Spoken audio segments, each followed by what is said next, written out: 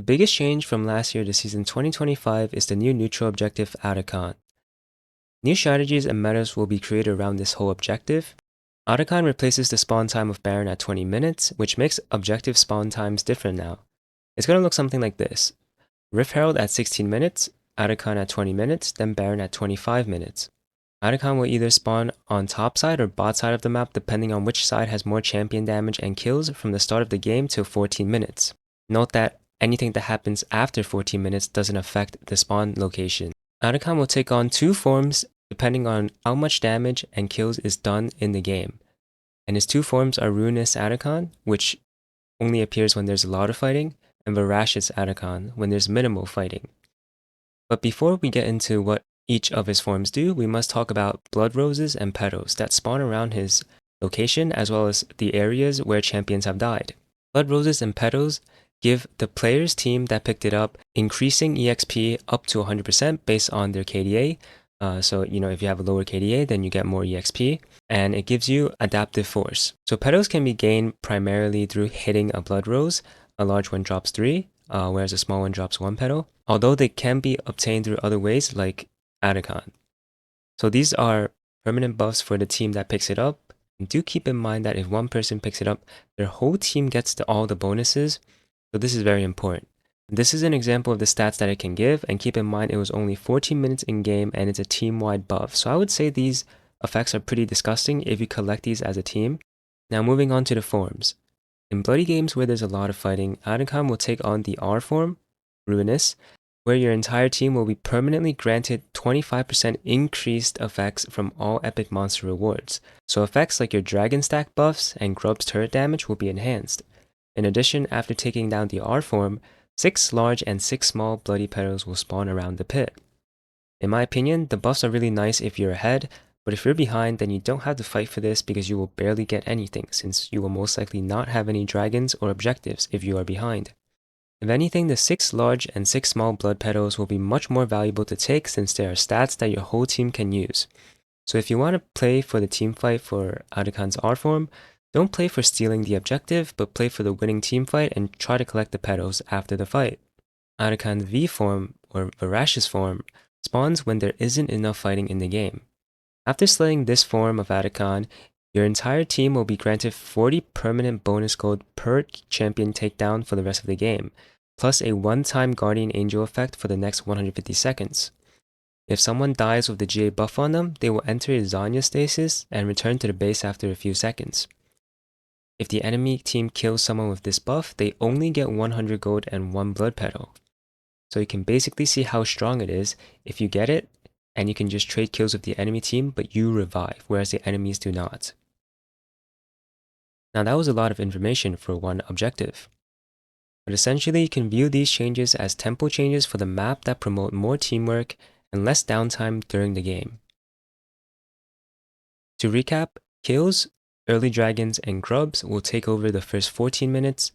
Otacon will then spawn at 20 minutes to accelerate the game and promote fighting from 20 to 25 minutes. Baron will then spawn at 25 minutes to help teams close out the game. Now let's get to the other changes. First up in line, feats of strengths. The 3 feats of strength are First Blood, First Turret, and or first to 3 epic monsters slayed. Each set of grubs count as 1 epic monster slayed, so you would have to get something like both set of grubs plus 1 dragon, or 2 dragons plus 1 set of grubs to attain the 3rd feat of strength. You only need 2 out of the 3 to get the new system bonuses, which upgrade your boots to their triumphant versions that give you a small amount of stats shown on the screen right now. These upgrades are free immediately after you complete 2 out of 3 feats and will allow you to further upgrade your boots into tier 3 boots later on by spending gold. But you can only upgrade to tier 3 boots if you complete 2 out of the 3, so one team will never be able to buy them. In addition, you will only be able to buy and upgrade the boots if you have 2 legendary items completed. Small advice here, this is a support buff because the support item counts as a legendary item, so supports only need 1 full item to be eligible to upgrade the tier 3 boots, whereas every other role needs 2 full items. So thank you Riot for buffing support again. Now although all of this seems like it makes the game incredibly snowbally, which is kind of true, Riot has also altered some of the rules to help the game from getting out of control. Lane minions are changing to make early game laning less punishing so more matchups are playable in the early game. Minion waves will now clear each other faster as they have decreased HP and increase in damage to other lane minions in the early game. This means that the minions will die faster and the average size of minion waves that will reach a tower will be smaller. Minion XP range is also increased by 100, so it's harder to zone the enemy from XP range. In addition, a weaker version of Home Guards will be available for all players starting from the beginning of the game to 14 minutes, so that players will be able to get back to lane faster after a recall. All these changes will prevent you from losing out on too much XP or gold if you had to take a recall to refresh your conditions. These changes will increase your time in lane rather than promote perfect timing on recalls in laning states, which in my opinion does lower the skill ceiling of being a good laner. But basically this kind of does reward everyone for taking recalls, so it's in a way kind of fair. In addition, towers will be doing increased damage the more it hits an enemy champion compared to last season.